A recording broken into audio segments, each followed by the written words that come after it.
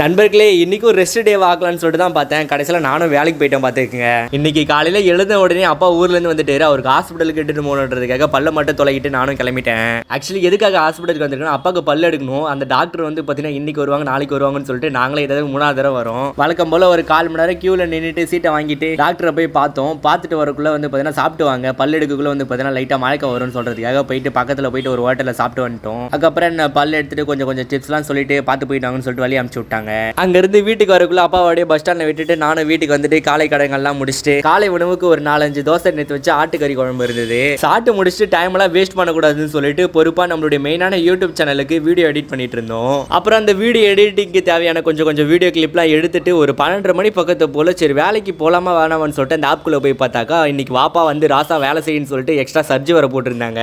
Actually இந்த சர்ஜை எப்பனாச்சும் ஒரு முறை தான் போடுவாங்க. சரி இன்னைக்கு போட்டிருக்காங்க விடக்கூடாதுன்னு சொல்லிட்டு நானும் ஃபோனெல்லாம் சார்ஜர் போட்டு எடிட் பண்ண வீடியோ எக்ஸ்போர்ட் போட்டு சரி அப்படியே வேலைக்கு தான் போறோமேன்னு சொல்லிட்டு ஒரு பூஸ்ட் வித் மில்கை குடிச்சிட்டு ஒரு 1:30 மணி பக்கத்து போல வேலைக்கும் கிளம்பியாச்சுங்க. வேலைக்கு கிளம்ப வண்டி எடுக்கக்குள்ளதான் வாசல் கிட்ட ஒரு வண்டி ஒன்று நின்றுட்டு இருந்தது. ஆக்சுவலி இது வந்து பார்த்தீங்கன்னா ஒரு அட்வென்ச்சர் வண்டி. இந்த வண்டி மேலே எனக்கு ஒரு கண்ணு ஒரு 2 நிமிஷம் வெறுக்க பார்த்துட்டு அதுக்கப்புறம் நானும் கிளம்பிட்டேன். நண்பர்களே ஒர்க் முடிச்சு வீட்டுக்கு வந்தாச்சு. வீட்டுக்கு வந்தோடனே டேட்டா எக்ஸஸ் வழக்கம் போல ஒரு 30 செகண்ட் பண்ணியாச்சு. டைம் வந்து பார்த்தீங்கன்னா 4:00 கிட்ட ஆகுது.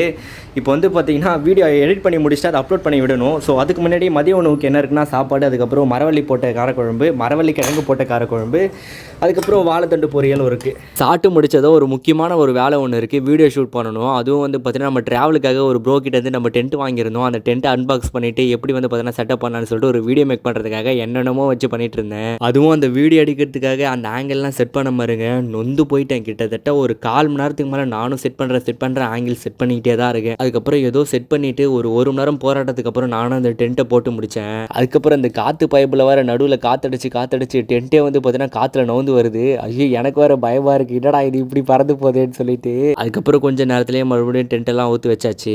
நண்பர்களே டைம் 7 ஆகுது, வாங்க துட்டுக்காக வேலைக்கு போவோமா. ஒர்க்கில் இருக்கக்குள்ள ஒரு சந்தோஷமான ஒரு விஷயம் நடந்தது. ஆர்டர் கொடுத்துட்டு ரிட்டர்ன் வரக்குள்ள சுச்சு போகிறதுக்காக ஒரு இடத்துல நின்னேன். அந்த இடத்துல ரொம்ப இருட்டாக இருந்ததுனால மின்மினி பூச்சி என்னால் நிறைய பார்க்க பிடிச்சது. அதை பார்த்த உடனே வேற லெவலில் ஒரு ஹாப்பினஸ்ங்க. கிட்டத்தட்ட ரொம்ப நாள் கழிச்சு நான் அந்த மின்மினி பூச்சி பார்க்குறேன். நான் வேற இந்த இனமே அழிஞ்சிருச்சுன்னு சொல்லிட்டு நினச்சேன். பட் ஆனால் இவ்வளோ அழகாக இருக்கிறது பார்க்கவே வந்து பார்த்தீங்கன்னா சூப்பராக இருந்தது. ஒர்க் முடிச்சு வீட்டுக்கு வந்தாச்சு. வந்த உடனே டேட்டா எக்ஸசைஸ் வழக்கம் போல ஒரு 30 செகண்ட் பண்ணியாச்சு. டைம் வந்து பார்த்தீங்கன்னா 11 மணிக்கிட்ட ஆகுதுங்க.